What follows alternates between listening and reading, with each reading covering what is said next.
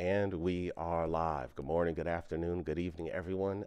Welcome back to the Educator's House, where we are marching down this issue of screen time and child development. If you haven't seen it, we've started a few episodes ago, so you might want to go back and check some of those out.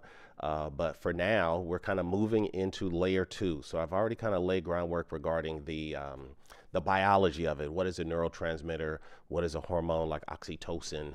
So if you want to get that part, go back. What I want to do is to use that as a point of departure, that there are these neurochemicals that do affect our mood, our behavior, and that sort of thing, and to start connecting it to the issue of the screens.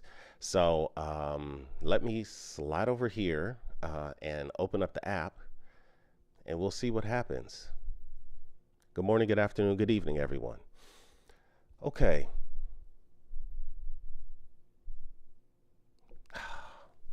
I have a great community. You know, Natalie, sometimes, maybe I'll mute you. I be getting nervous around this time, ma'am. I need to sit on your couch or something, because right when I start, I just can't. It's a level of anxiety. But then in comes the crew. Shout out to Nazi. I'm going to bring you up onto the stage. Miss Cleo's already in the building. Let's go. I'm going to bind both of you guys up. Feel free to use your moderator discretion as you see fit. Carla is in the building. We are up in here. God, I love you guys. In the most healthy way possible, of course. All right. Mary, Christopher, Jonathan, David, Yvette, thank you guys for coming and holding space for us. We want to talk about this issue of screen time. And I want to hear what you think. So let me just start with that. For those of you who want, let me slide over to, I don't have a producer just yet. But I'm going to get there. I'm going to grow there. I'll be asking you later for your meaningful contribution. So be ye prepared for that part. Copy this.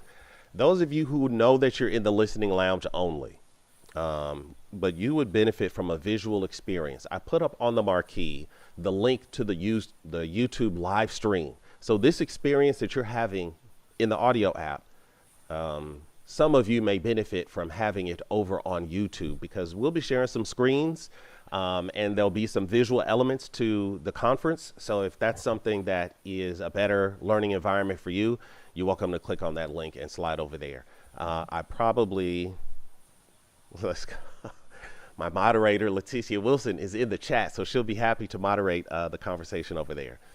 Oh, this is good. Let me share the screen to let everybody know what's happening here. So this, I believe it is showing on the YouTube. Here's our special guest. Natalie Gidney-Cole is a licensed clinical social worker. And she and I had the great pleasure of working with Stefan Youngblood during the the National Black AI Literacy Week. And I had the great pleasure of moderating her session, and she was talking about stuff that was right nail on with what we're dealing with over here.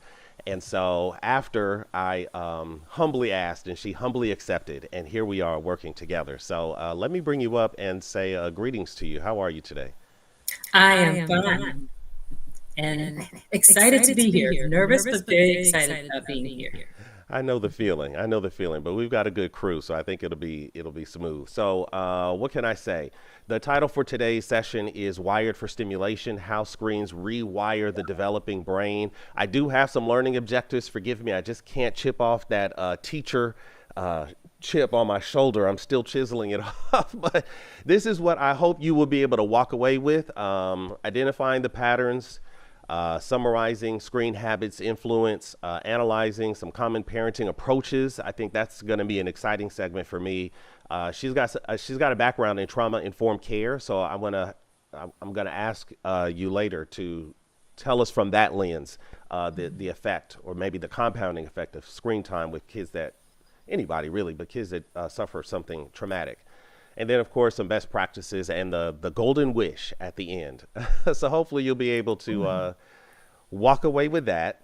What else can I say? For those of you who may be new to the space, let me do this. Welcome to Educator's House. This is a genuine mission to advance professional development by centering the voices of the frontline educators. So while This featured speaker will have about 25 to 30%. The full 2 hours is really listening to the voice of you guys, our community members. So there's a way that you can get your voice heard if you slide over to the Clubhouse app, and we'll kind of take it from there. Shout out to everybody who's here. Sebi, Dexter's back, Vishu, um, Markety Black, welcome. Amunet is in the building. I would love to have you come up. Leticia as well. We're just about to start first takes once I kind of lay the groundwork for folks who may be new here. How do I say? In terms of the rules of engagement, what I want to tell you is, oh, I have a slide for that. Look at me being all interactive. Here, I got 3 basic ground rules. Number 1, monitor your background noise. If you're on the subway, if you're on a bus, if you're on a train, if you're in the kitchen, in the back of the kitchen on your shift, like, don't come on the mic. This is being recorded and it is being live streamed. So just monitor your noise if you do choose to join us up here on the stage. We do have a strict 1 mic policy. So those who will get the mic will get the time to unpack and land their plane. However, once in a while, we do have some verbose members of our community. So if I do nudge this conversation along, please don't be offended. And then my 3rd rule of engagement is to engage fully. Some of you may be washing dishes or driving in the car on your commute, listening to the replay, which is totally fine. But if you're here with us live, I would encourage you to be fully engaged. And there's 3 ways that we look at engagement. 1 would be the first call to action, promotion. If you could share this link, let people know that we're live, especially the YouTube. It's a little bit easier to onboard people to our live events that way. 2nd way would be by participation. So dropping links, going to your chat GPT, fact checking whatever may come up. This way we can keep the chat active. And I would appreciate your active engagement in what's happening over in the chat. It will add credibility and value if you guys are dropping the high quality links that can help, how do I say, gird up the nature of this conversation. All right, I think that covers it. So welcome everybody. Those are the ground rules. I will tell you just briefly about the structure, and then we'll start with first takes with those who are on the stage. So we're divided into 4 segments. The first segment is first takes, where in the most unbiased way possible, I will ask my trusted stage mates here to respond to the title and kind of take it in whatever direction they want. And it'll set the tone. Then in the second half-hour segment, I'll bring on our featured speaker, which is Natalie Gidney-Cole. She and I are going to have a bit of a podcast-style discussion about the issue, and then we'll invite the entire community up. It's a no-pressure space, but if you want to lend your voice, you can come up. Some of it could be Q&A style, depending on just how controversial she is. And most of it, though, I expect that we will be talking to each other. All right. So with that said, let's move into, wait. My good friend Leticia will remind me to be better every time. So I have a sound for this. Let us get ready. All right. Quiet on the set. Camera speed. Sound production. Take 1. I love it. I don't know if you guys like it, but I love that little thing as a transition to the first take segment. So with that said, I'm going to pass this mic around. I'll go from the bottom up if you guys don't mind. So Leticia, welcome up. I'm glad that you joined us. What's your first take to screen wires and the developing brain? If you're available, the mic is yours. Leticia Lewis. All right. She may be in listen only mode, which is totally cool. So then I'll go to the Mod Squad. Carla, welcome. What are your thoughts? Good evening, everyone. First of all, happy Father's Day, Hassan, and to all the other fathers who are in the room or on listening mode. Hope you have a blessed day today and always. My thoughts on this. Well, you know that I have been teetering on the fence, thinking that, well, although the screen time is having an impact, it's new and we have to figure out how to embrace it. And you've been challenging me to look at how it's impacting us. And I really honestly never saw it not any different, but not that much different from the way TV had an impact when TV became the newest technology.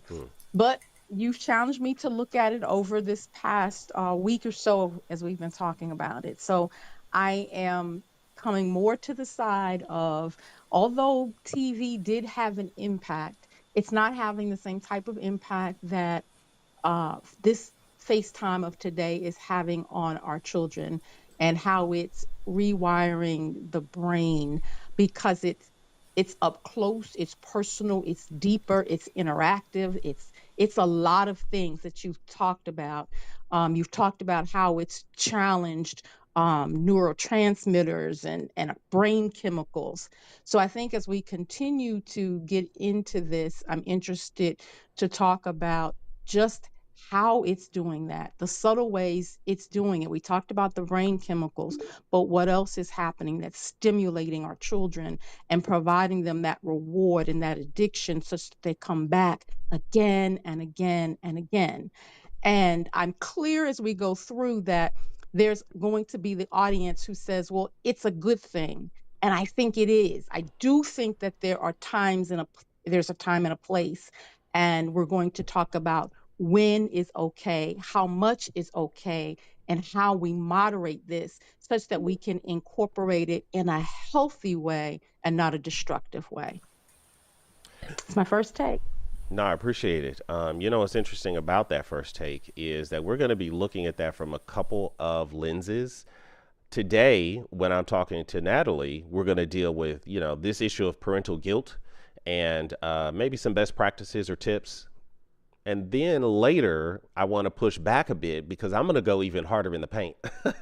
I have an investigative report about cocoa melon. What's the other one that I want to do? TikTok is going to get some of my controversial ire. And there's one other in the middle that I'm not sure about just yet. So I will say that the plot will thicken before you make your final decision. All right. Let me pass it down to Nazi and see what are your first takes. When you bring up this topic, of course, my passion right now is understanding dyslexia and the prevalence rates and how connected it is to various cognitive functionings in our brain. So one of the best or most the dyslexia people who is as an authority on this is a lady named Marianne Wolf. She's in California, I think University of California. And she's a neuropsychologist, but she also was one time was a teacher. So she's seen it different different perspectives. She wrote a book called Reader Come Home: The Reading Brain in the Digital World. And she's really made this like a focus of her research. She wants to know, first of all, how does the brain read? And then second of all, what do screens have to do with that? And she even looks at the difference between reading on a screen versus reading in a book, like just a physical book. And so she paints a picture of the brain as sort of like a train going around our heads. She calls it the reading circuit. And just to give you a little bit of that picture, well, first of all, she says you have to know that all children will learn language, right? Rather, whether as long teach as you're them around, or not, you're exposed to language, you will learn language. But not all children will learn to read just from being around books. Right. And so if you could understand that, then you could start to understand why it's so important. And actually, there's something in the brain that happens when you're learning to read called synesthesia. Synesthesia is...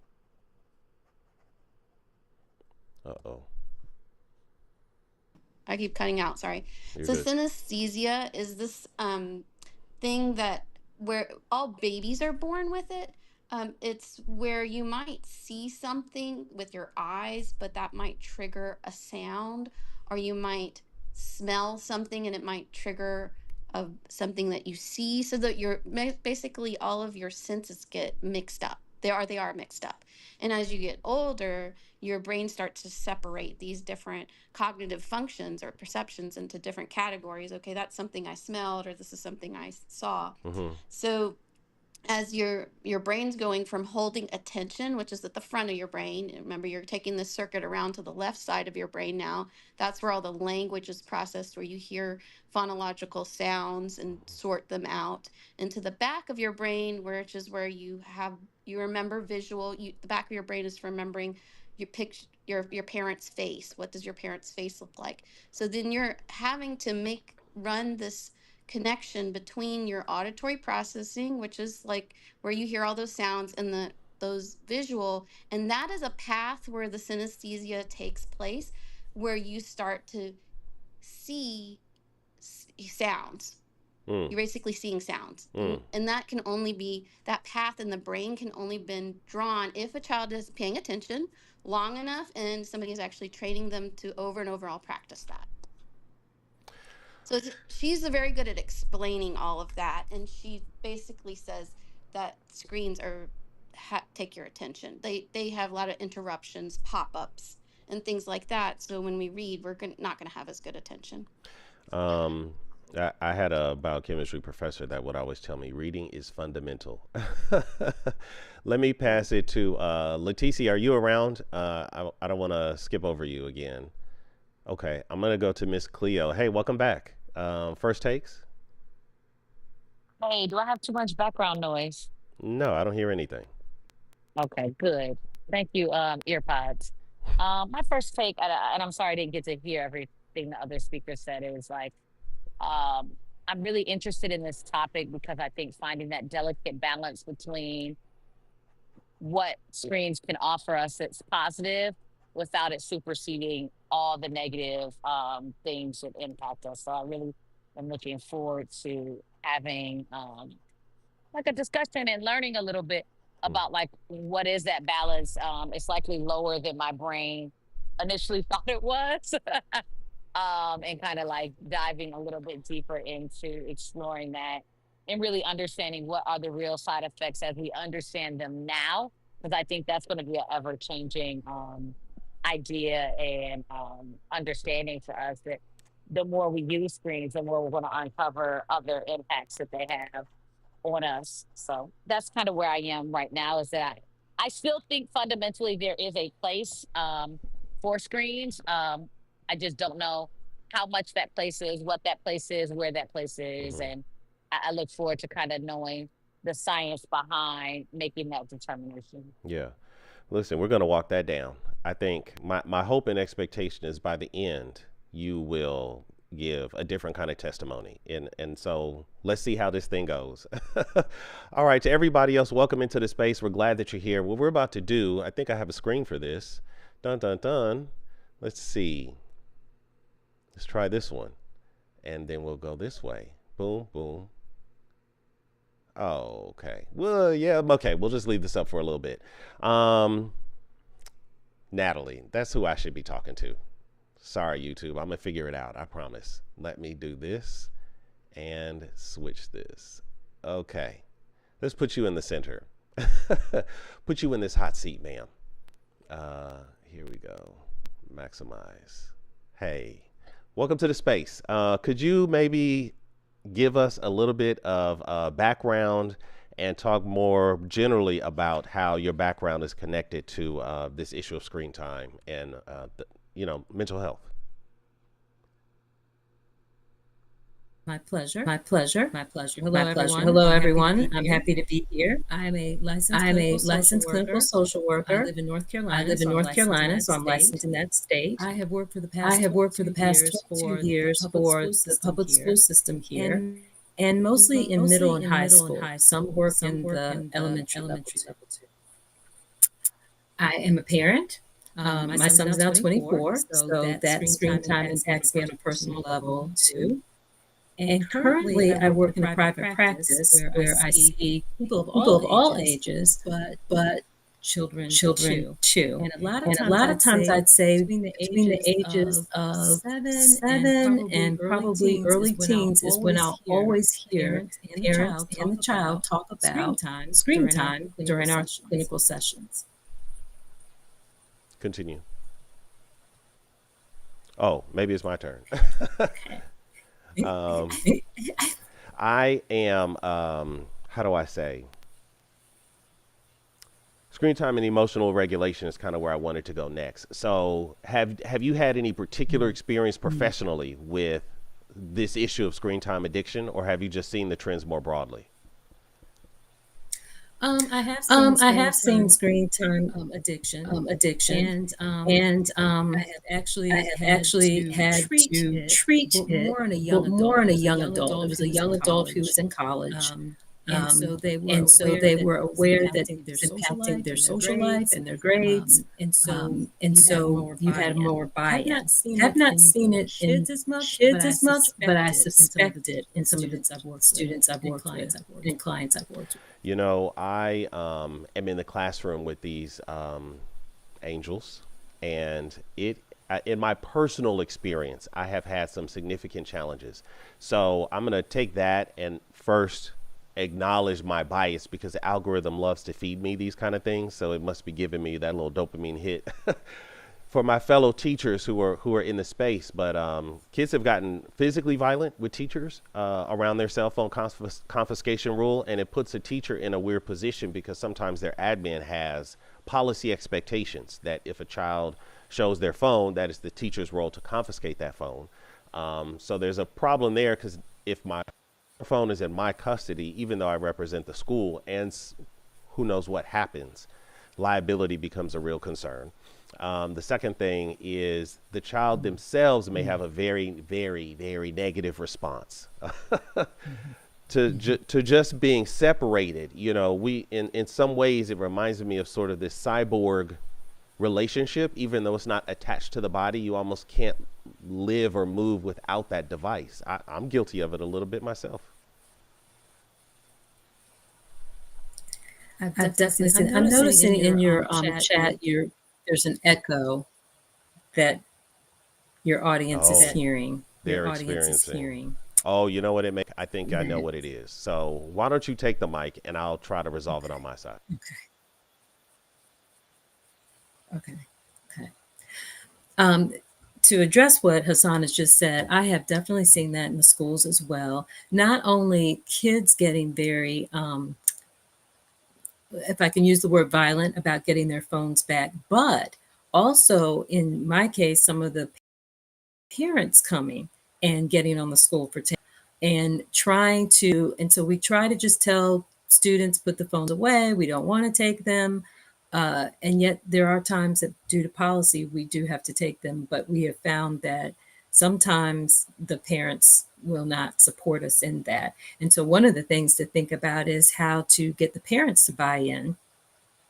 Okay, that goes clear. Have parents buy in to this, we present just like we talked in the session, and focus, and having that phone is not allowing for that. I even had this is anecdotally one parent who was contacting their child during class, you know, just keeping her updated. I think the child had lost a pet, and although we understand that, but the parent was keeping updated about what the parent was doing to get this pet back.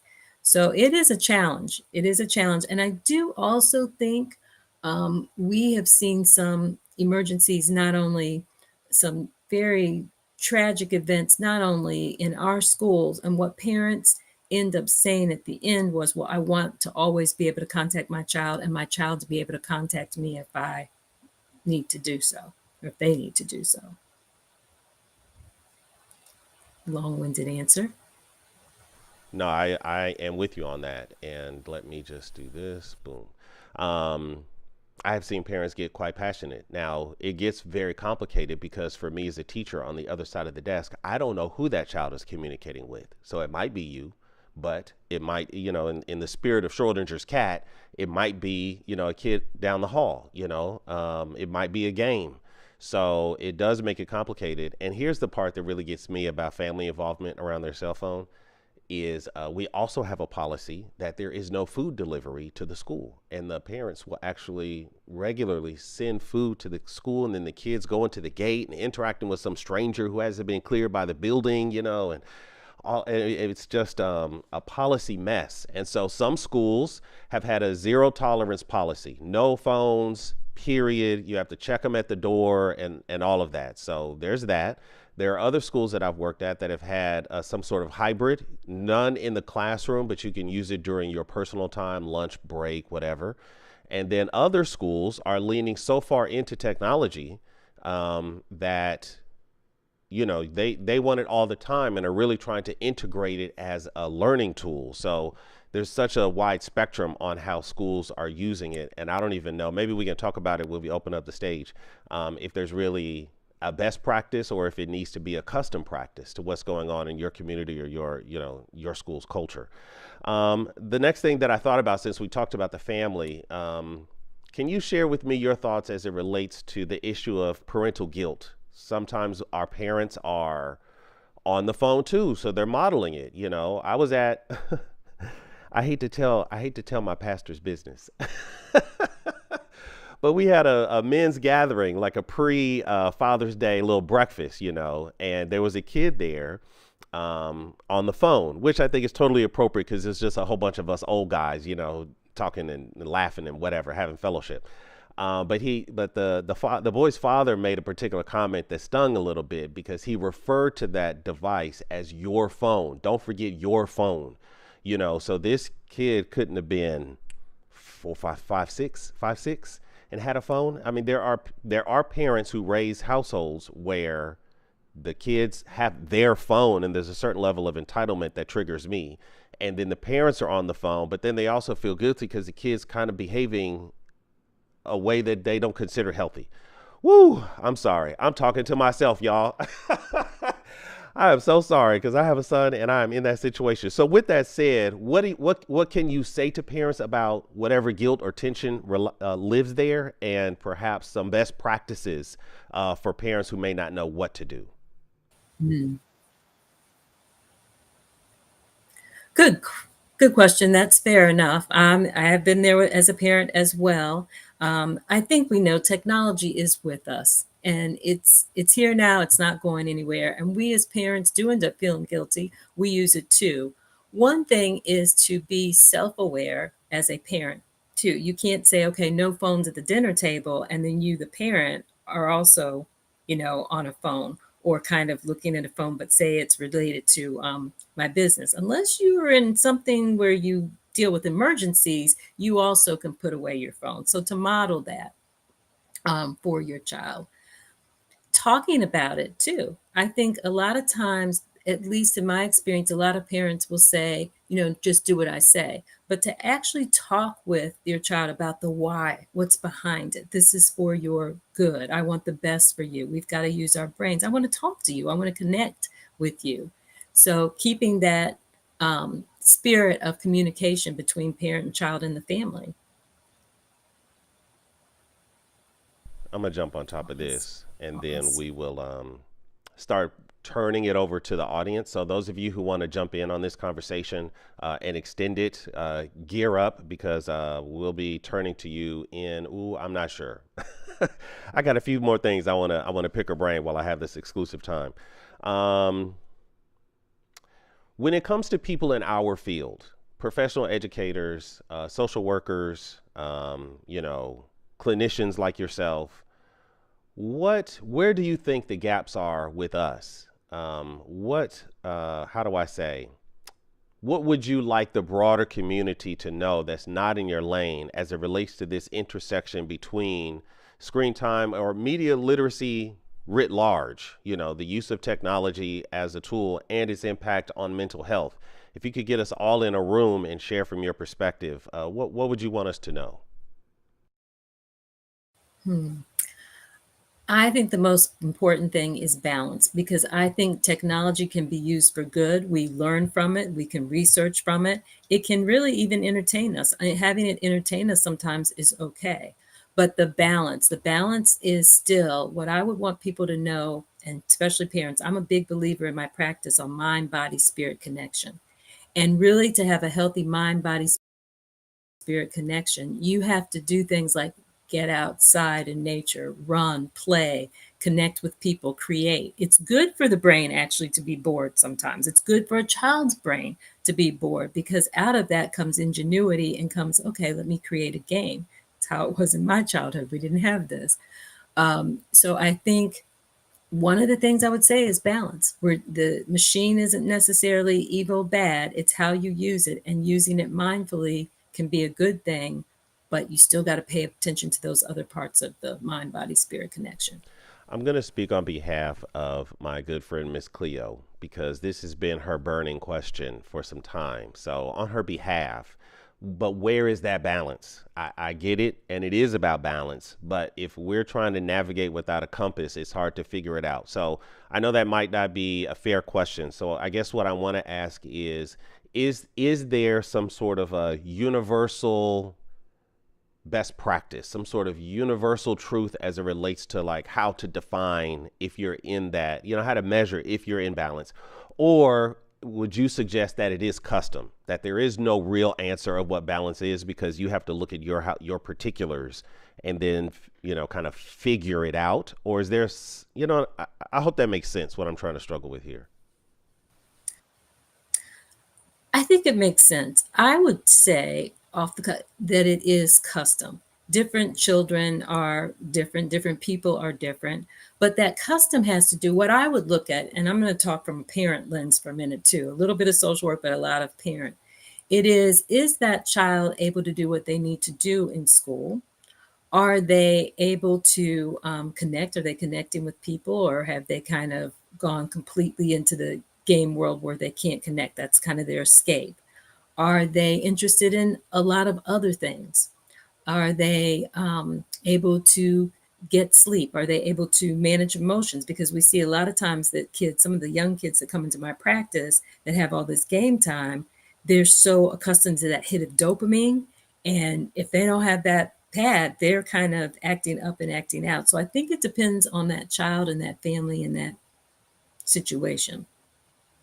Balance is going to be different for all of us, I think. You know what? That's good. Now I got something I can cook with. See, the teacher brain in me wants to make a rubric. So now I got my I got my measurable objectives here. So I can create now a measurement around how well are they connecting with others? How productive are they in the real world? How interested are they in a range of things? How is their sleep pattern? And then how is their emotional management? Like, that's a nice rubric so that a parent out there can kind of find their balance by kind of looking at these scales when they are evaluating. So, so there you go, Miss Cleo. Good luck. All right, let me go to my last little set, and then I think the crew probably wants to jump in on this as well. So what else did I want to talk about? Let's jump to the last one, if you don't mind. If you could wave a wand around kids and screen time, what would you wish for? If you could develop the magic regulation, or if you could just have a genie wish and snap, something else would happen. I reflect on that for a moment, if you don't mind. I'm going to just offer a quick reset to those who are in the room. I see some people who are very important to me. So what's up, Mr. Lou? Miss Lou, sorry about, oh, wait. Let me send you an invite. I want you to come up here. As soon as I ask this last question, I'm gonna send Tari Lou up here. Tony Jones, what's up? Becoming Joe, TD290. The crew is here. Aminette, glad to see you guys. Mary Tisdale, I'm glad you're in the space as well. All my pink ticket holders, what I usually do is tell people to hold on to your pink ticket until you determine if you have experienced something of value. And if that's the case, then turn your pink ticket in so that I can populate your hallway, because I certainly don't want to waste your time. So thank you guys. I did want to mention to build on something that I experienced in the previous one. I talked a little bit about the science of the dopamine, and you kind of mentioned dopamine. And so as I see it, and what I've sort of come up with is I learned about this pain pleasure balance. It's a really interesting space in the human experience. And when that dopamine hit comes, that's sort of where we get the pleasure. But according to evolutionary biology, as I understand it, for the vast majority, think about the monkey who wants to get the banana. In evolutionary sense, that bit of dopamine, or those chemicals, motivated us to do hard work in order to get a small reward. And it has been that way a generation ago, and obviously going more back in history, that was even more important. So we had to do work to get that dopamine reward. We see it in exercise a lot. People who exercise, to a certain level, they start to get that runner's high, or they start to feel this sort of, endorphin-like experience. Anyway, I'm saying all that to say the way that the brain was wired, as I'm starting to understand it, it was a lot of work for a little dopamine hit, and you had to do a lot of work. You had to be really productive to get that little experience of pleasure, that feeling when you get a gift and you can't quite open it. It was a lot of work to build up to that. But now what I see is happening is the screens are designed to give the kids a lot of dopamine for a very little bit of work. So they're like emotionally fragile, and small, what we consider small things are really big things. So it's almost like this pleasure pain center has sort of gone from, let me see if I can put it on the screen, from a lot of work and a little reward to now a lot of reward and a little bit of work. And so I see that in the classroom as well. Woo, okay. Thank you for letting me get that off my chest. To the question, or if you want to respond to what I said, I'm totally open to that as well. But to the question about your big wish, if you could wave a wand, what would you see on the landscape? Well, your comment, well said, by the way, well said. I agree with you totally on that. My magic wand and wish would probably be, I had, as a social worker, I went into this because humanity, humans, and human connection is the most important thing. And so my wish would be that we put in perspective the machine and use it just as it is, a tool, and that we spend more time reaching out to others, connecting, helping others. I would love to see kids in schools learn how to manage conflict, because some of that doesn't always happen in the community or at home. And so I think anything that helps with our humanity only builds us as a community to work on the bigger things and things that we need to survive and to survive well. Okay. Thank you very much. I think that we have sort of marched this thing down. Let me get on this mic. And covered, I think, a lot of ground that might be good fruit for the community to come up. So what I'm going to do at this stage is maybe my moderators could help me. Can you send down a few invites? I'm going to call out a few people that I hope do come up. Becoming, I'd love to hear your voice. Amunet, of course. I'm hoping that you pinged in our girl Annette. We actually might have a date. So we're working out the final details, but I think I have a perfect slot for her to speak on this. So look forward to that, you guys. What can I say? I'm going to send a few down as well. Mary, let's see if anyone wants to come up. Joe, let's get Ron up here. Dexter, Tony, Leib, and D. I think I got everybody who's in the space. So welcome to the space, you guys. I'm going to start with the voices that we haven't heard yet. So please know you can either engage in some sort of Q&A, but really the intention is that we extend the conversation. So I want to know your thoughts or kind of where you can take it from here. So Mary, if you're available, what came up for you? Well, this is really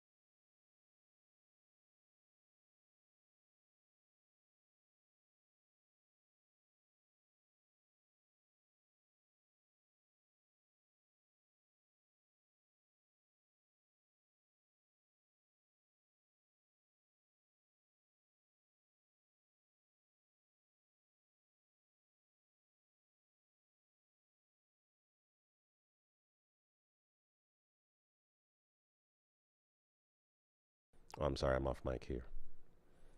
I will name some. Not only have we seen an uptick in nearsightedness among our kids, I see you, sis, thank you. But I also have seen uptick in childhood onset diabetes has ticked up.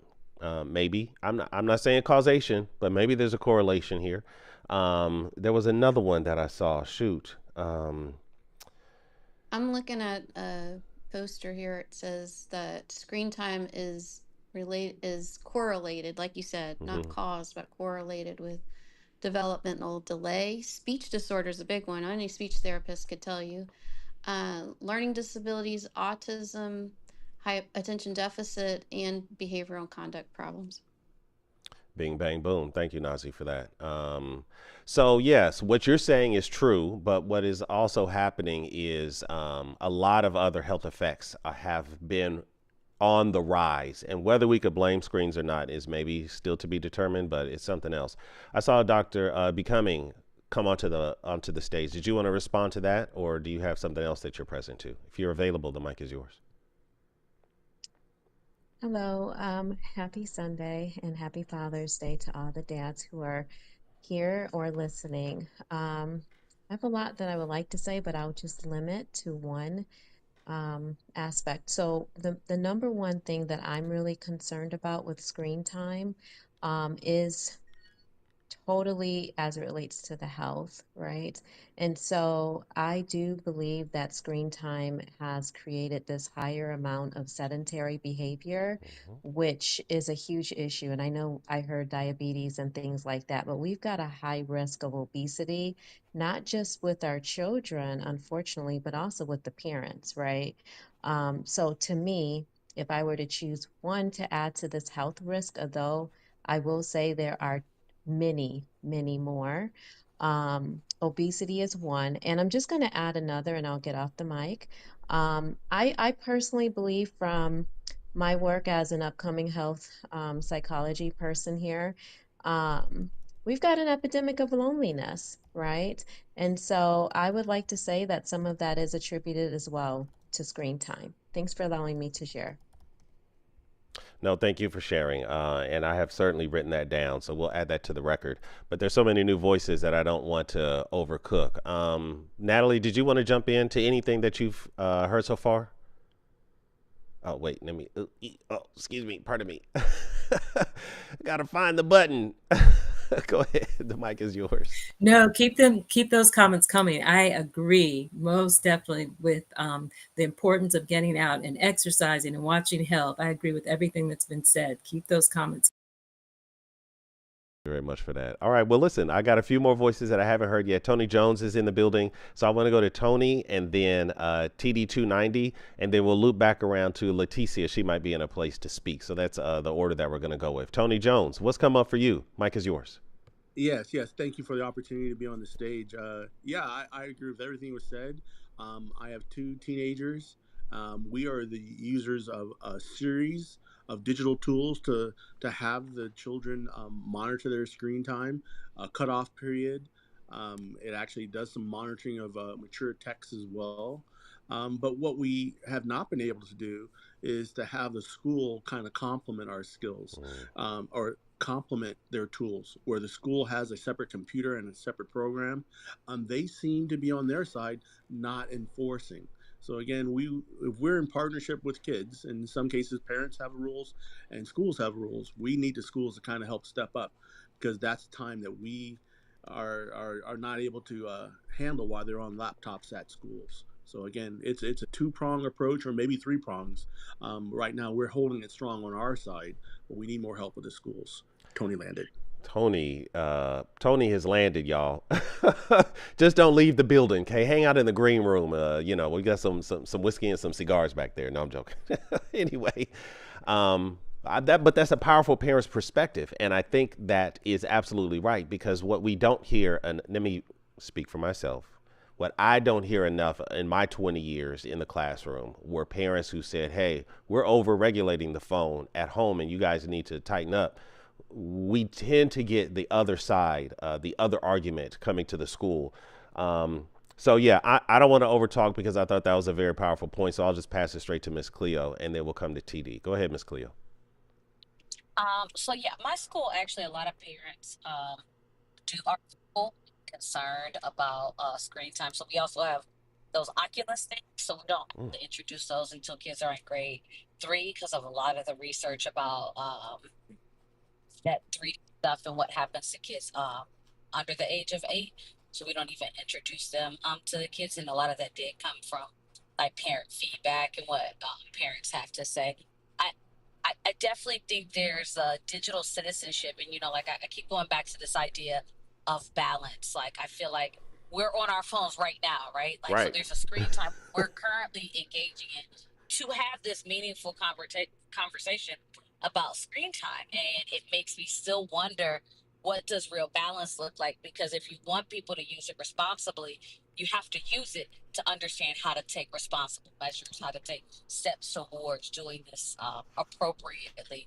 And I'm still kind of in a wonder of like, what does that look like? You know, how much digital citizenship is too much, and how much is just not enough to actually have an impact. And the reality is, most of I don't know many people who aren't researching via a screen.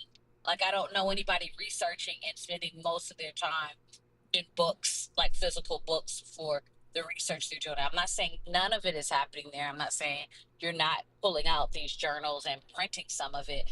But I think also I start thinking about that balance in the environment and being sustainable. And a lot of push to screens is about, you know, the impact on our planet and how we can be better stewards of the earth that's given to us. And where does that then impact with our brain and all of that? So I'm still steaming, boiling, some word, Yeah. with lots of questions around what does positive balance really look like. I'm gonna tell you what came up for me. I'm sorry, TD290. I really, please drop me an emoji to let me know that it's okay. That I'd be so disrespectful, but she got me so inspired. A couple things that came up for me. Number one, I thought about the Italian siesta, right? Where the culture comes together and says we're going to take a break from 12 to 2. And so maybe as a culture, we could do something like that. I don't know exactly what that looks like, and I don't even think that it's reasonable to even expect something like that. But that's what came up for me. The second thing that you mentioned was about the impact on the climate. And I think I would be irresponsible not to highlight from the time of Bitcoin through the tens of thousands of possible coins that you could choose for your favorite wallet, all the way to the massive amounts of energy that is generated just by a simple prompt of your favorite chat GPT, let alone your favorite 6, is a significant energy consumption tool. So this idea of the environmental impact of our technology has exponentially multiplied from the time of just using cell phones. And I am free of my responsibility with that public service announcement. So don't get it twisted. Okay. Thank you for letting me unpack that. My man TD290 is up in the building. TD, what comes up for you, bro? The mic is yours. Yeah, for me, so I think about, so I'm a administrator in an urban city school here in Chicago, and so man, the thing about phones has been like, and it's a high school, so you already know Oh, high we schools love their phones. praying So for you, man, like, bro. so that has been like a hard thing, but we have gotten pushback from the parents around like kids keeping their phone on person and in class, and my school's in a pretty rough neighborhood. When fights kick off, people call other people, and so the removal of the phone is really centered around safety, right? And so Mm, um, there were a couple of laws that came down. SB 100 as a policy that came down in Illinois a couple of years ago, which basically made things more balanced in terms of school discipline, which was a good thing. But what it did is it took away schools' abilities in Illinois to like really hold kids accountable. Now, I'm not talking about like on some I'm not talking about like racist policies and all that. I'm talking about foundationally holding kids accountable, basic rules. And so, you know, that's made it harder for us as a school district and a system to kind of hold kids accountable. So, you know, you know, the conversations I've had with parents around, you know, phones or technology, that we have state of the art access to technology, you know what I'm saying, in terms of kids from an instructional lens. And if you need to communicate with your child, we have phones all over the building. But, you know, the phones are a distraction. The kids can't stay focused. They can't stay focused at home. And it's playing itself out in you know, academic performance and all those things. So I want to really tough times. I want to cook with you a little bit, TD, because I think you're in a premier position with your point of view. So a few things. If you, sir, had the magic wand that I offered to Natalie, and let's say just in your immediate area based on what you've seen, right? Yeah, I can't expect you to represent the monolith. what would you wish, if there was no pushback, you could have it your way, like what would be the ideal state for you, TD? In terms of kids being able to use technology? Yes, exactly. Yeah, so like I said, so we have, even though we are an urban school, Title I school, we have donors and funding where they have access to Chromebooks, you name it, right? And so I think that one of the things we also ran into is the teachers not having the tools to utilize technology in their classrooms, right? So if I'm teaching reading or if I'm teaching English, then there should be a component where kids are actually typing, right? Mm-hmm. Same thing with math and science and STEM. So I think that we also have an issue of younger, inexperienced teachers who, one, are struggling to teach. Let's start there. And then Right. two, before we get to the conversation of know how to use technology, like they don't know how to teach. And so you throw that in with like misaligned instruction, and naturally kids are going to pull a phone out, kid gets in trouble, kid doesn't want to give up phone, inexperienced teacher doesn't know how to de-escalate child goes crazy, and this is a repeated cycle every day. But So given where it that, starts is we need more qualified teachers, and to that end, I'll land here. We okay. need more. We need teachers to be adequately trained on what does it mean to be a teacher in 2025, not 2005, right? And so, and how do we use technology to further push instruction that is engaging, so that kid doesn't want to pull out their phone, right? So, uh, no, what do I say? Okay, I will resonate with you. I see you, Carla. Let me just get this off of my chest. As it relates to the qualified teacher issue, because we have certainly seen the best of us leaving the industry, and I know that's a whole nother session for a whole nother day. And the kids, the new generation of teachers are, what I call them, digital natives to the tech. So they have some of the same fragilities that we're being critical of, even though they grown enough to have a teacher certificate, right? So I do say that, but to create a learning environment, this is where I have struggled, and then I'll pass it to you, Carla. To create a learning environment where that child wants to learn and doesn't want to get onto their phone because whatever's happening in that classroom is so rich, I think is a problematic view, because what's happening is a brain chemistry thing. It's addictive behavior, and these kids are on it not because they just are bored, but because that device triggers that dopamine release, and it moves them, to behave in a certain way. Okay. Carla, take this mic out of my hand, girl. Thank you everyone for being in Educator's House, where we're talking about how screens rewire the brain. And I thought one interesting point to add on to what TD had been saying, you were asking people if they had a magic wand and what would they weigh, what would they do? And I saw an interesting comment in the chat that I thought was worthy of reading, such that maybe it takes a life of its own. But Ron H., who I don't even know if he's still in the room, he said kids glued to screens are often misdiagnosed with attention or behavior issues. So though those things try to be corrected, but the screen overuse can be a sign of stress, boredom, or unmet emotional needs. The real problem isn't the screen, it's what the screen is replacing. Kids need connection, not just correction. Round of applause. And she dropped the mic right there on me. I'm going to pass it straight to Natalie then. What comes up for you, Miss Natalie, given what you've heard so far? Well said. I just want to applaud that. That's what I always talk about. We need teachers, the social workers in the building, to connect with our kids, know our students by names, know things about them. They need the connection. It makes all the difference. And when they're angry, it makes all the difference. Listen to somebody that they know. That's a great share. I truly am getting more and more convinced that what's happening in their brain is the new version of an addictive pattern. Just as addictive as pornography is, just as addictive as alcohol is, just as addictive as scratching those lotto tickets is.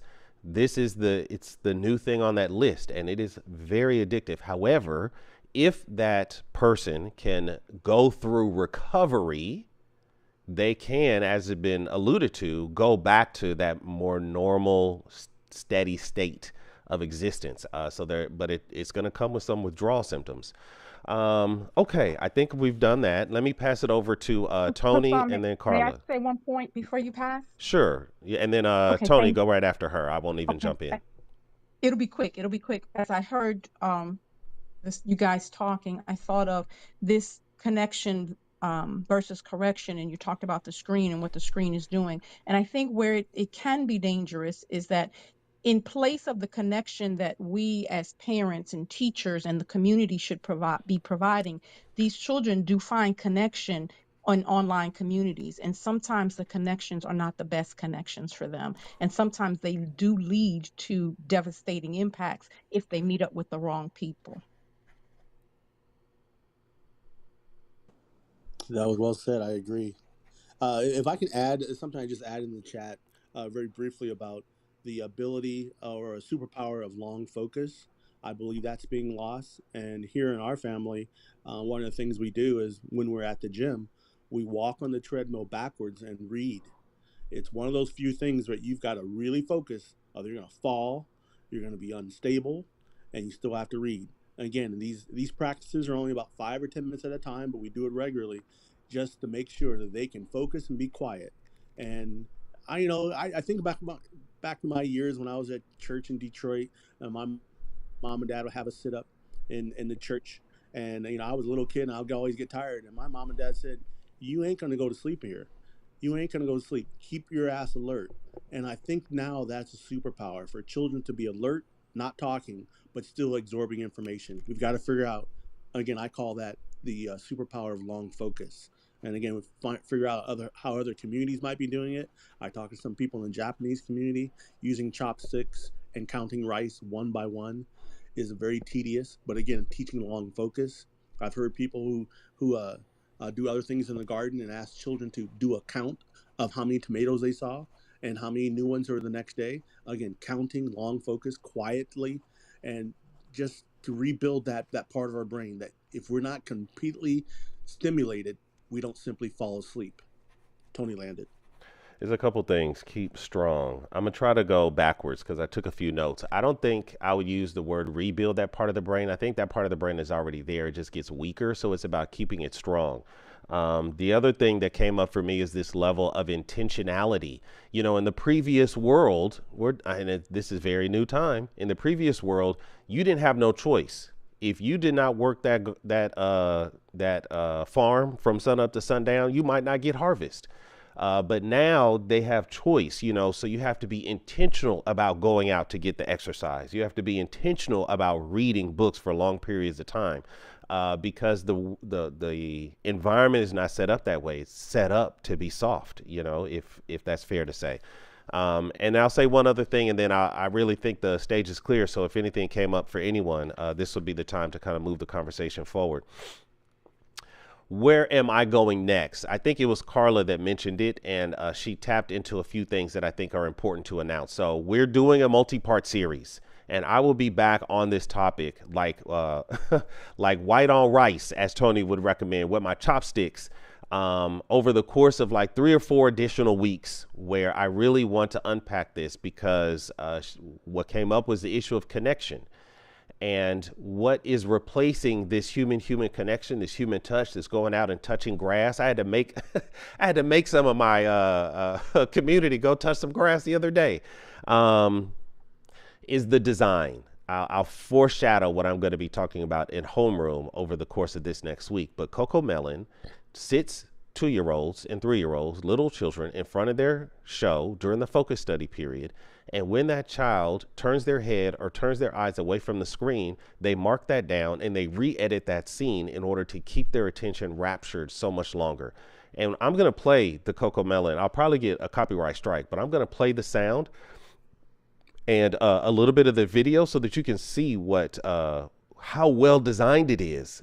So it is harder to connect when things like that are happening. So we're going to really unpack the technology. And then the other side of this issue of connection, which she sort of alluded to, and I'm doing a session, I think it's week 5 session, is on digital exploitation and how there are people presenting as appear to a child on games like Roblox, Minecraft, Fortnite, and moving them towards more personal relationships and not a a gaming relationship. It's a dangerous landscape. And so as Natalie mentioned, if we're not having these kinds of conversations, and I think I'm going to land with this and then open up the stage. Just by having these conversations, breaking through the fourth wall, I think is what they call it, right? Or in our parlance, doing some sort of metacognitive work to have the child step back and look at it from 30,000 feet. When I started telling my son that all advertisements do is try to manipulate your brain to sell you some lies, I gave him a really salty experience with ads. And so now he can kind of step back, right, and kind of attack it a little bit more objectively. So I'm sorry. Thank you all for letting me cook that. Let me land this mic and see if anyone would like to share. Nazi, and we'll see where it goes from there. Go ahead, Nazi. A lot of times when we're talking about things that are not good, it is good to talk about what to do instead. And just as from a parent point of view, for me, my school, my kids are now 21 and 23, but when they were in 4th and 6th grade, the school district gave them an iPad to take home and keep over the summer. I remember it was that theirs. trend. And the first time they got it, at that time there wasn't as many of these protective things. Like they could even text message each other, like in the classroom. And these text messages would pop up, love notes from girls. I mean, all kinds of stuff. And but I felt like it was like somebody gave my kids the car keys to drive a car, and I didn't give them permission, and I didn't have a chance to teach them how to drive that car. And I felt like if somebody would have taught me, because I don't know, because I wasn't parented with technology. When I was growing up, there was not even, cell phone was a rare thing. So I didn't have an example of how to parent with technology. Some tips I learned, first of all, one thing that is beneficial with technology is if a parent watches the technology with the child, or an adult watches with the child, it actually has benefits. And that goes with any kind of, screens, not just cell phones, but, and especially if you're watching, educational television, for example, or Sesame Street and these kinds of things. Anything with a lot of science, social studies. So that has been shown to have benefits for kids. Another thing that I wish somebody would have told me is have a place in your house for the technology. Like when you're not using it, where does it go? Because a lot of times it ends up in kids' beds, and parents don't even know that they're looking at screens in the middle of the night. And so that's another tip. And I think there could be a lot of other tips that if parents have a support network and share tips with each other, they could come up with ways to sort of contain the technology and make rules around it to where it's more beneficial than not. That is a great segue to say, hey, Educators House is on a mission and we could use your support. So I'm gonna drop the link in a minute. If you are so moved, or if you have received enough value to, let's say, buy me a coffee once a month, or you want to really contribute to the movement of the mission, then I would say click on the link, see what we've done. The community has really helped me raise money. I'm almost at my 10% goal, and so I'm so excited, and I appreciate everybody for their support. A few things came up for me, and I wish Amunette could come up onto the stage, but I think she just left. Oh man. Okay, so then as a parent, right? Natalie talked about her position as a parent. Nazi just mentioned from her lens as a parent. I'm a parent, and I'm in the space, and so I'll share my thoughts, and it may inform. My son does not have a personal device, and he's not getting no personal device, not for a while now. I'm thinking probably not until freshman year in high school, and maybe after puberty has really as settle down. That's where my position is right now. I do not know exactly where his mother's point of view is, but she at least has been supportive about that, and not giving it a hard time or buying him one. And now there's two different rules in the households, that sort of thing. So I stand grateful for that. He is allowed to use my device. So when we're driving in the car, let's say to school, he can use my phone and he'll be playing his game or whatever he wants to do. Usually he likes to do the Instagram reels. And I want to talk about that because that's a mess. In terms of my computer, the device that I'm talking to you guys on now, he does have his own browser, and he has a YouTube login. And so that way he can kind of keep tracks of the shows he watches. And it also allows me to track his watch history so I can go back and see what he has seen on YouTube. It tends to be the primary platform that he's into. We do not have TV or cable in the house, so none of that is happening. He is involved in sports pretty much all school year. It's a drag, y'all, as a parent, having to go to practice and go to the games and all of that. But that's what we do after school instead of being on the device. What else can I say? I also wanted to talk about low-tech teaching. I personally, from the school perspective, and I think it was Tony that may have mentioned this earlier, I think schools, shout out to the Montessori supporters, should have low tech or no tech, at least until the child is 8 years old, approximately third grade. That's what I think. I think they should be doing hands-on stuff. I do not think that they should have a tablet or a learning tool that is electronically charged. That's my personal thought. I think they will catch up rather quickly to the technology. When they get to about 8, 9 years old, the learning curve is going to be pretty short for them. So laying in those foundations, I think, would be my preference if it were, if I had a magic wand. Becoming, welcome onto the stage. Have you had a chance to speak yet? I'm over here just babbling and didn't even recognize my friend. Oh, no, you did share. You did share earlier. Okay. Thank Yeah. you. No, thank you. I see you. I appreciate you. Yeah, I'll pass the mic. Thank you. Yeah, I was driving earlier, so I didn't want to disrupt. I know you mentioned about the background noise, so Thank sorry. you. Uh, but hello everyone. Great topic. This is like hitting so close to home for me because like everything that was mentioned, like I literally went through it and are still going through it with my daughter because she's like so convincing. She tells me earlier actually, and she's like, Mom, at summer camp, I see some of the girls with their tablets, so can I have my tablet too? And I'm like, no, that's the whole point of you going to summer camp. So you're not at home on the tablet all day long. And it's just to see that like it really is an addiction.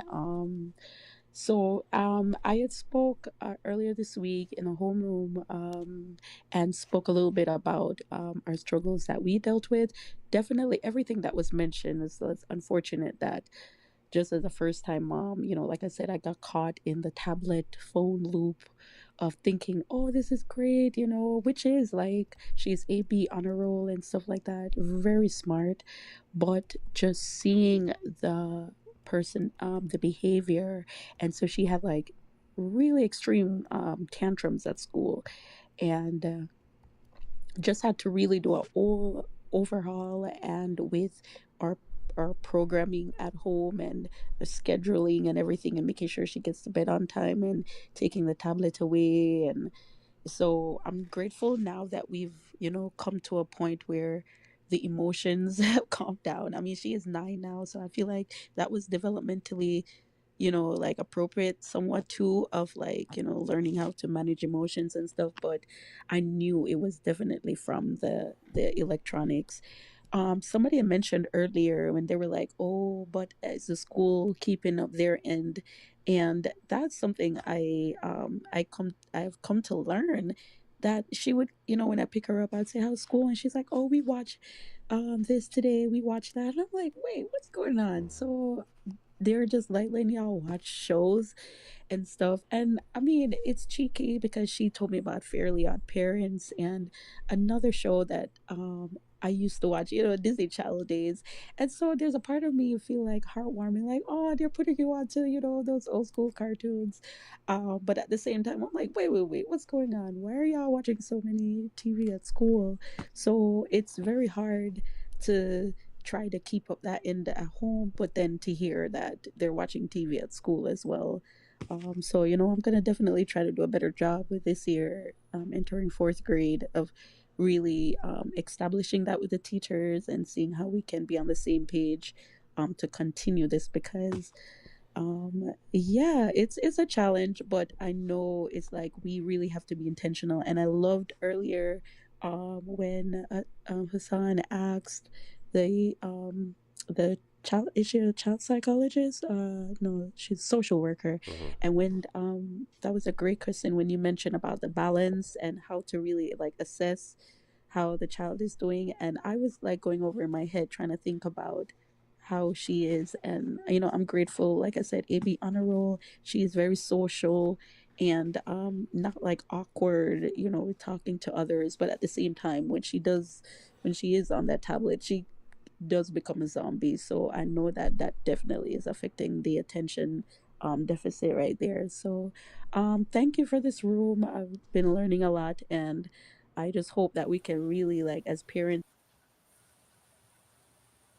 I just wanted to piggyback and kudos to you for what you have said, that you recognize this in your child and you change something, and it has really helped her. Because I have seen parents are tired, they're overwhelmed sometimes too, and some of them know that this is not what I want for my child, but man, I've got so much to do. So I'm gonna tell you all one thing. And I am a clinician, so I'm not gonna invade anybody's privacy, tell anything that's confidential. But I have a young person, who told me in a session that, the way I get my stuff back is I just throw a couple of tantrums and it overwhelms my parents and they give it back to me. So good for you. Keep watching our kids.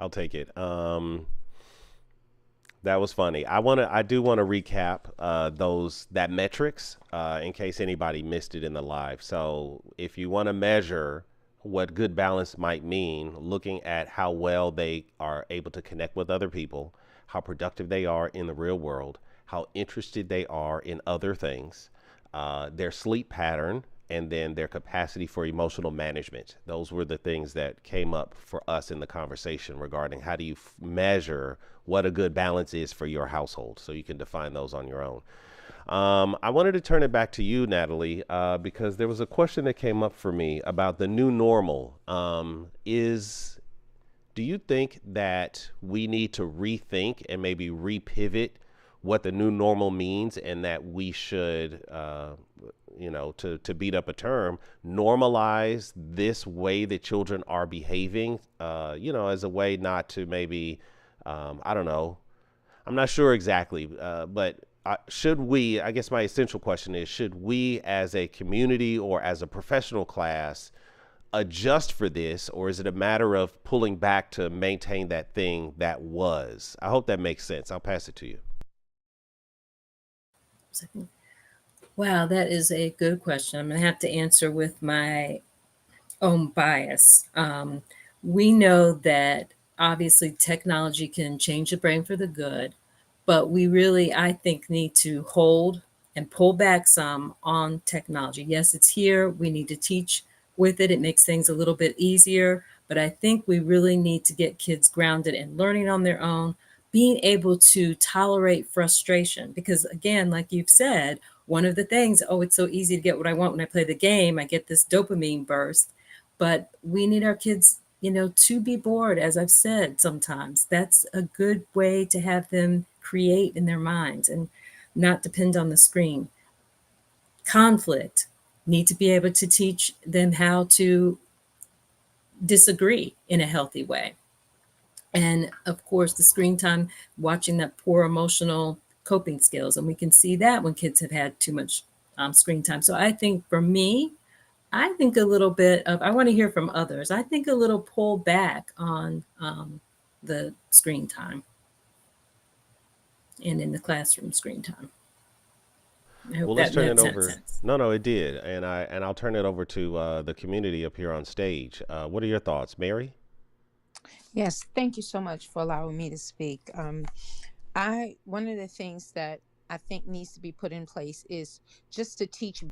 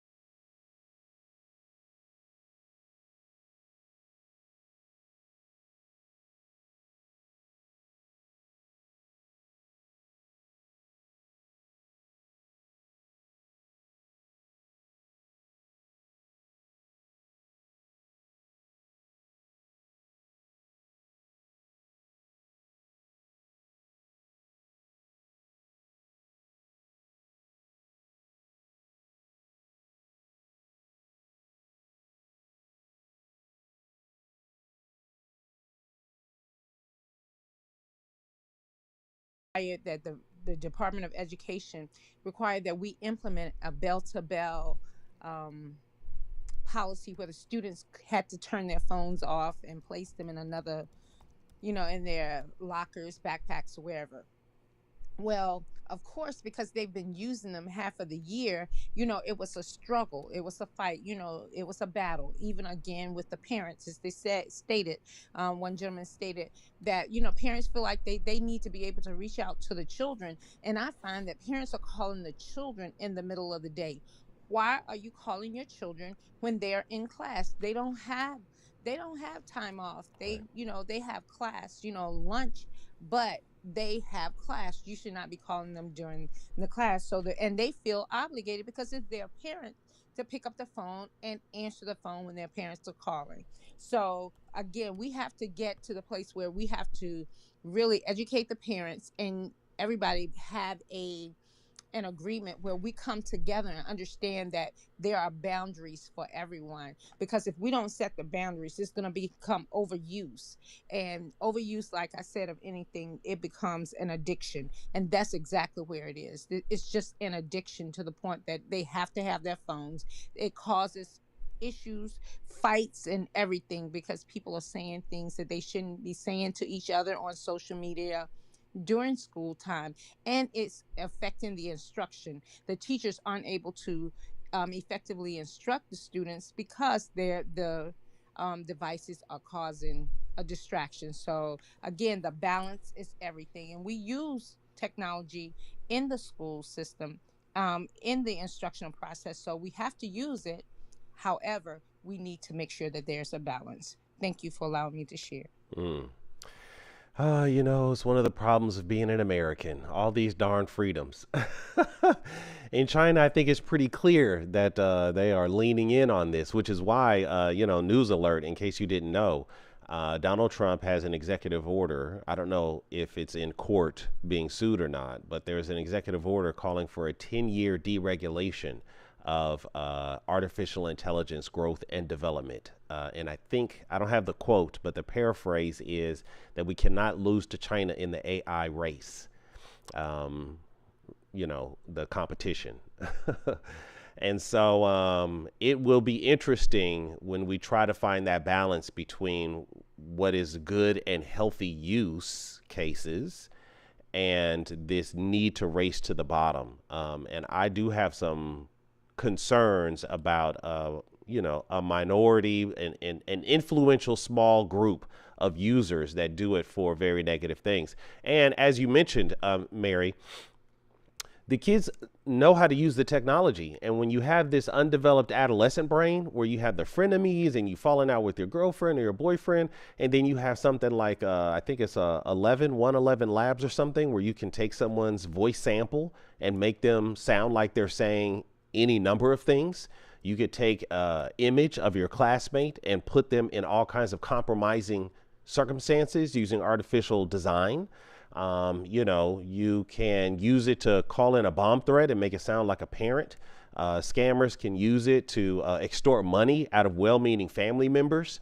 So there's a lot that could be done in that space. And AI bullying is very real, so much real that, and it should be not news that teenage girls are some of the greatest victims of, let me not say that word.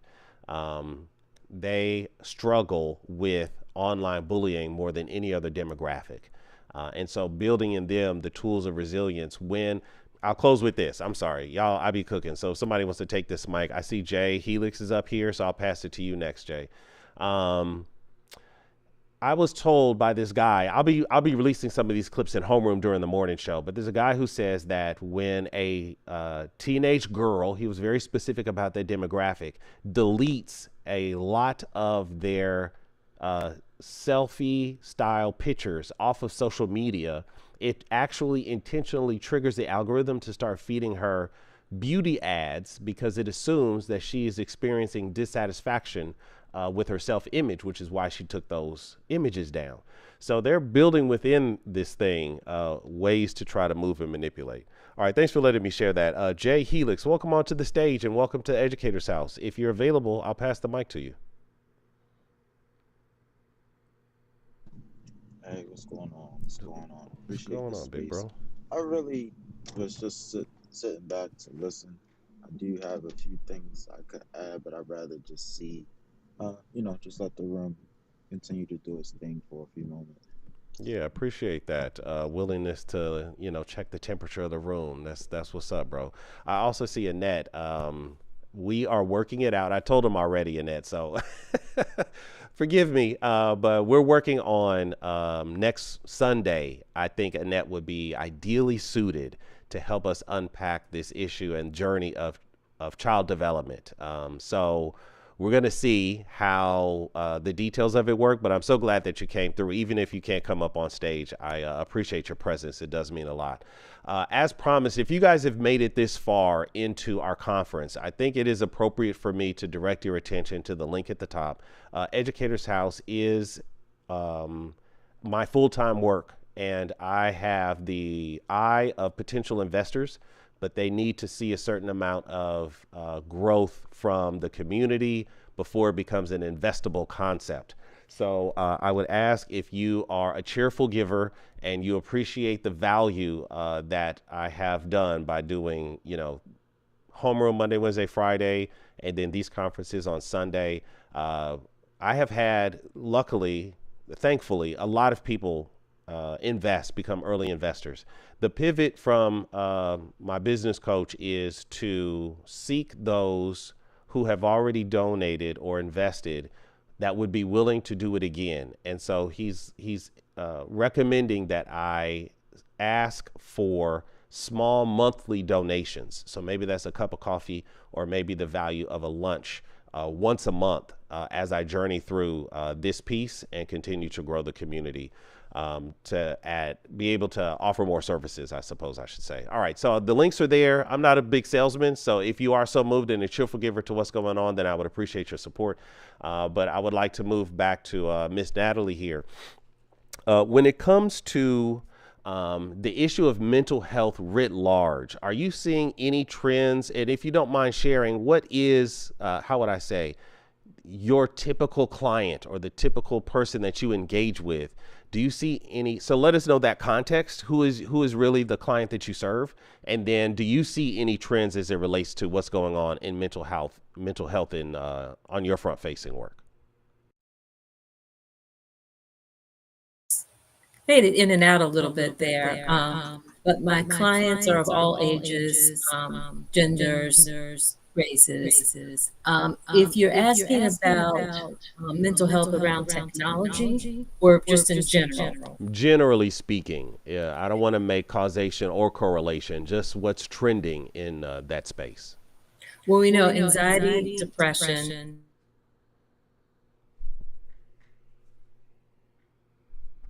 Oh, I think she's in the relationships, parenting, loneliness, stress. Those are the things that come up. I'm hearing an echo, and and an attention deficit disorder. Those are some of the main things that come through my practice of 4 years and my overall life practice of 30 years. Correctly, if I heard you correctly, increase, because this mic thing, just pray for me. Increased levels of anxiety is what I heard at the beginning, and then at the end, I think you ended with attention deficit hyperactivity disorder. So I think we are, generally speaking, kind of familiar with that as a trend. And again, I don't want to press the correlation that they are related, because I haven't done the multi-regression analysis, okay? But I suspect by the time we march this thing down, we're going to see some clear connections between those two issues. Okay, so what else do I have? Listen, guys, I think we've cooked it. We're at 3:25. I think we're doing really good on time. So at this stage, I would offer to Mr. Helix if you have anything to share, and then we can sort of pivot, because I think the listening lounge is complete in terms of what they might want to say coming up. So we can do our final rounds of what's remarkable and then go ahead and close this process down. So I'll start with Mr. Helix. Do you have anything that came up for you before we start landing this plane?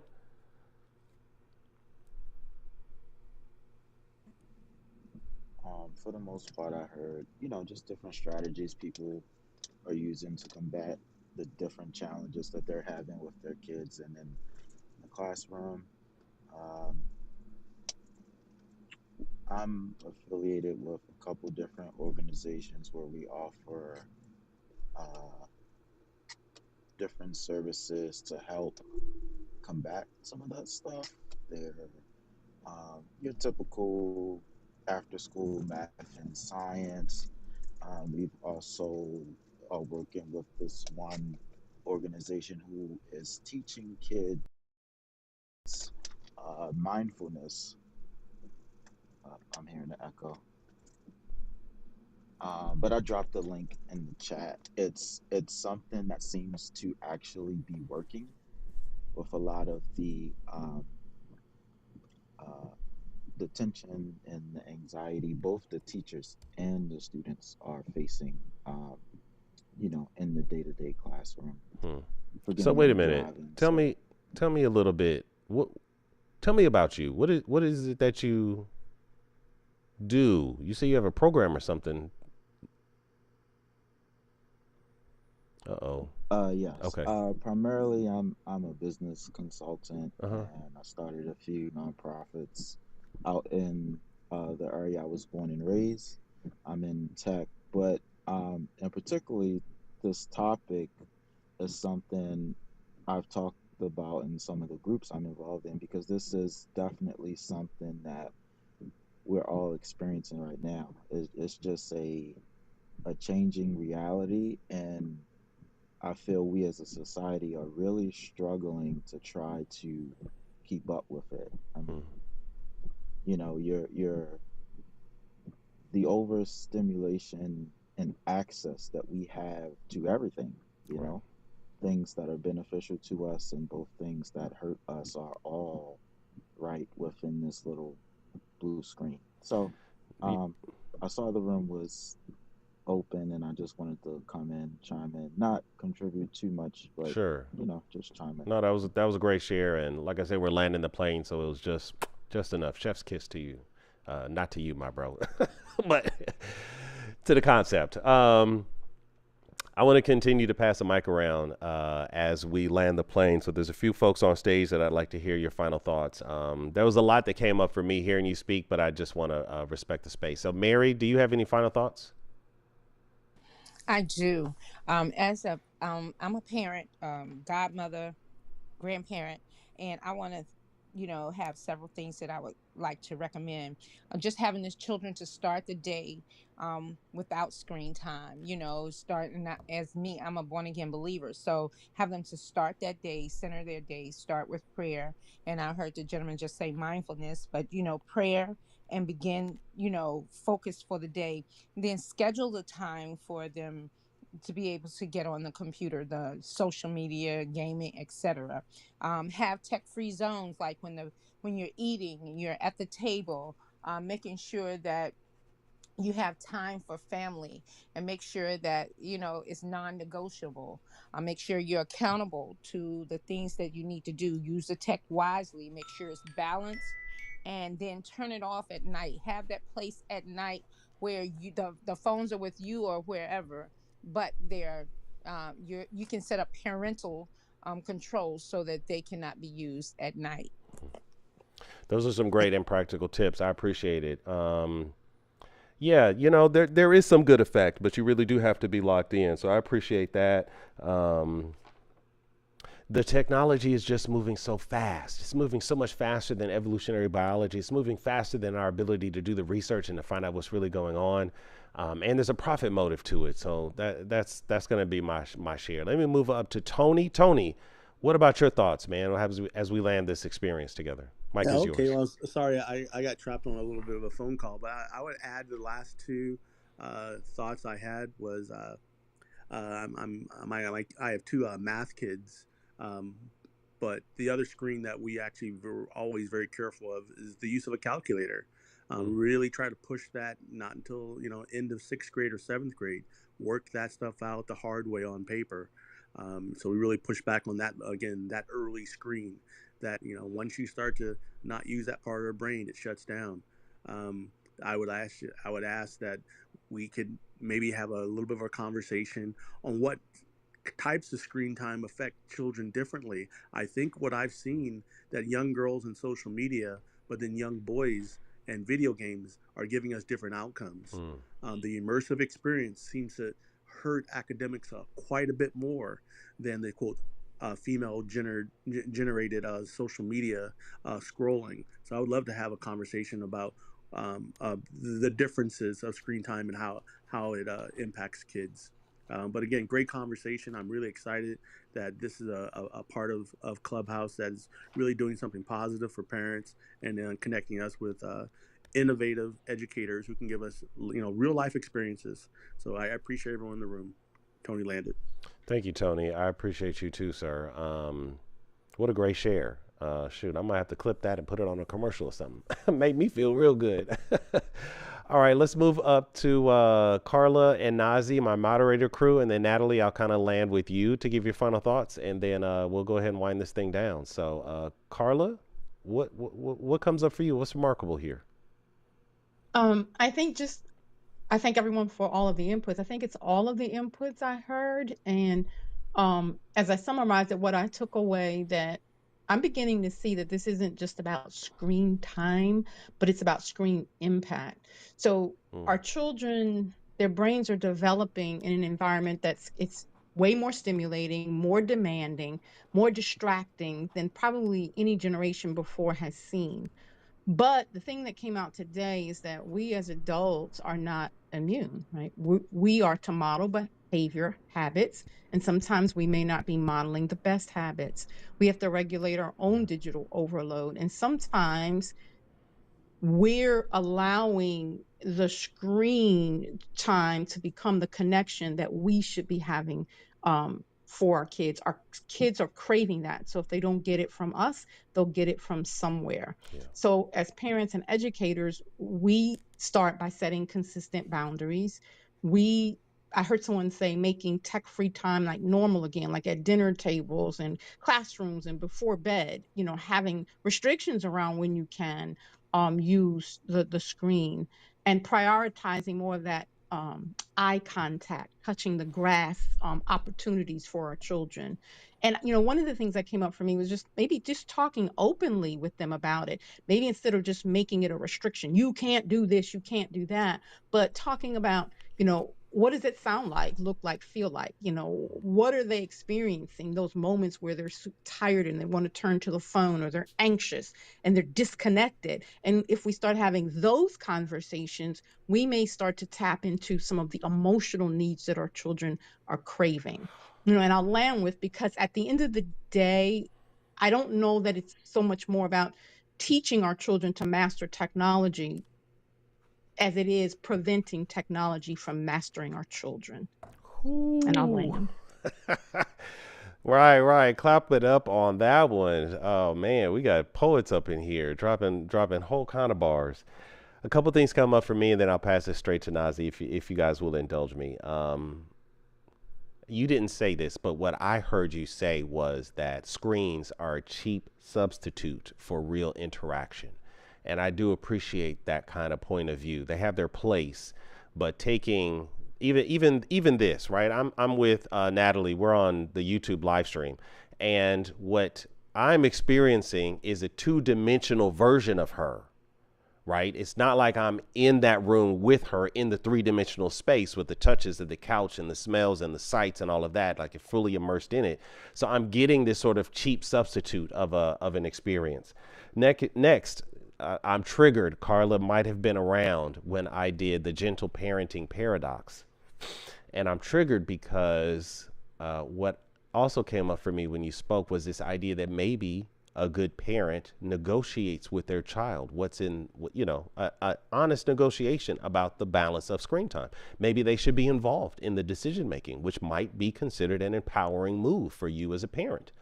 Or maybe it's opening the door to this gentle parenting thing. And then that loops back to what I said earlier to Natalie, this idea that maybe there's a new normal. Maybe appropriate parenting is much more gentler than it was back in the day. And we have to really upgrade the fact that our kids are different. They're not just different, they different. And we as the elders have to adjust to this reality. I don't know. I'm not there yet, but that's what sits with me. Let me pass it to Nazi, and then we'll end with Natalie, and then we'll close this room down. Nazi, thank you for your patience. If you have some final thoughts, the mic is yours. Hey, Jason, I'll come to you in a bit. Let me get Nazi the mic. Sure. What comes to mind for me is back in around the 2001, the President Bush actually asked the National Center for Child, what was the name of it? The NICHD, the National Children Development, Institute for Children Development. And they did all this research. You want to know what were the three things that were really impacting children safety, and I think number 2 was like child abuse, and number 1 was actually literacy. And I know you were like, oh, here she goes with literacy again, but when you say a health concern, literacy is actually considered a health concern. And so what came to me is one very well-known researcher in literacy is Mark Shin, and he created ways to assess children in literacy. And it's important because a lot of what's going on right now in schools, the way they test kids to see if they can read, is they put them on these computer programs. They read into the computer programs, and the teachers never really actually just listen to the kids read. And at the end of my conversation with him, right, he just wanted everybody to know, just listen to kids read. Please just listen to them read. I'm serious about this low tech thing. I really think there is something to it. And don't get me wrong, the pendulum needs to swing. It's what I love about America, the democratic process. You test, you experiment, you see what works, and then maybe you need to pass some laws and push back the other way. And we had the whole ed tech revolution. I'm coming for ed tech. I have a session, I think it's fourth Sunday on this series, where I want to tackle this issue of ed technology because I have some concerns about how they're gamifying the learning process. They too, Cocomelon going to get my heat, but even these learning programs have little ting, ting, ting, little cash, little bells and whistles, they have little competitions and leaderboards. And all of that is specifically designed to release dopamine, to create that little bit of anxiety that happens, that little bit of joy that pushes motivation. It's a very behaviorist kind of philosophical underlying here, but it's just moving so quickly. So I do think that what is happening in terms of not personal screen time, but actual professional screen time really should be re-examined. Because if there is, I'll close with this, if there's not a significant benefit to using an alternative like, you know, a piece of paper or some other measure of assessment and evaluation, then maybe it doesn't need to be done on a screen. Okay, Natalie, if you will indulge me just for a few more minutes. I see Jason is here. Jason, as you have probably picked up, we're landing this plane, but I respect you so much that I would be willing to offer you 2 to 3 minutes to share what may have come up for you, and then I'll pass it over to our featured speaker. Jason, if you're available, sir, the mic is yours. Oh, okay. Thank you. I thought it was afterwards. I didn't know you have a featured speaker because I was about to say I was the English world expert in this. I still think I might be because I sold my house twice to invest in my program that corrects this called the Dream Decade Challenge because it's the longest challenge in the world. It changes young people's focus because they have to plan out 10 years long. And then once they do that, they are in the program and they plan out their target resume. That's how their resume, they want their resume to look when they're 120. So I still think I'm the English world expert because I planned my whole career on one document in 1999, and I was diagnosed in the same psych ward as my dad. Because most of us don't plan out our whole lives. And if you can get young people to start thinking like that, then you'll see the problems. I hope I didn't go over time, but I still believe I am that. Well, listen, man, I'm proud of you, and it's a pleasure to know the latest and the greatest in that space. So shout out to you, and I'm excited for the projects that you have coming up. Okay, so not gonna get my heat yet. They're gonna get the heat. I'm just checking out the chat. Okay, listen, Ms. Natalie, a lot has come up. You know, welcome to the Educator's House, where we center the voices of the community, and we're glad that you came and really laid out a strong tone for us to reflect and kind of revolve our conversation around. I'll pass the mic to you. What are your final thoughts, or what has come up for you over the course of our time together? Oh, wait. Hold on. Hold that thought. You know, Mr. Microphone Man, I gotta do my thing. All right, go ahead. I was just saying, I absolutely thank you for inviting me. What a great group and a lot of takeaways. I think everybody said and shared things that were helpful, relevant. My biggest takeaway and the biggest thing I'll leave with, of course, is that relationship. Having that relationship with your child, having those conversations. And I think we've all said the same thing. And I'm still for low tech too. But thank you again for having me, and happy Father's Day to all fathers and father figures. Yeah, thank you for mentioning that. I agree. I will warmly receive that greeting. And if I haven't texted you back, forgive me. I decided that Father's Day, I'm going to do what I want. And that did not include returning text. So I'll get back to you, I promise, on the following day. I'll close with this and then we'll shut down the room. And I think Eminette has already left, but she would appreciate this. I like it sassy. So when I talk about how I'm raising my son, I think about it in 5 ways. 1, his spiritual growth and development. Then the 3 A's, his academics, his artistic expression, and his athletic development. And then finally, the S would be his social development. So these 5 things are kind of the guiding principles from which I custody my son, and it's a pleasure to do so. So I do agree that there is a balance that needs to be struck, and I don't think that we have quite found that balance because there's more layers to this. There is some thickening of the plot or of the gravy that I have to do before I serve this meal up to you. So on homeroom, we're going to be moving towards these platforms, and I want to spend each homeroom examining a particular platform or another. So yes, I'm coming for Coco Melon. I'm probably coming for Instagram, and then I'm probably coming for TikTok. And I think there's some interesting layers with TikTok, and we'll have to get to it because I want to, on next Sundays, do the long walk. Okay, we're going to do this journey, and I hope that if we can work it out, we'll do this back and forth between the platform and where the child is developmentally and try to find those bridges. And then what platform is most popular for like that later childhood, like puberty phase and what platform is target marketed towards them. And then the older adolescent, and I think TikTok is probably going to be our case study for that. So I'm looking to build the bridges as we make our way and try to figure this thing out together. So that's what's going on. If you want to stay tuned, you'll see me Monday morning, 7 a.m. for the morning show, and you can join us along the journey that way. What else can I say? I think that's all I wanted to say. So I'll land this plane, guys. I think we did it. I appreciate you all. And we're going to close this room down in 5. If you haven't done so, find 5 people that have added value. Make sure that they're part of your network. And if not, add them to your network. We're closing it down in 4. We do this for you. So I want to give a special shout out to my stage mates. I appreciate you for your decorum, your courageous contributions, and your transparency, because we could have just done this as a private Zoom, but we're intentional about spreading the word out, not only through Clubhouse, making it available on the app, but by YouTube. We can really let a general audience member know what's really happening in our field. And so I would appreciate it if you like, share, and subscribe, as they say. We're closing this down in 3. This is not about me, but this is a we thing. So shout out to everybody in the listening lounge for hitting up the chat, for staying engaged, and for being part of our experience together.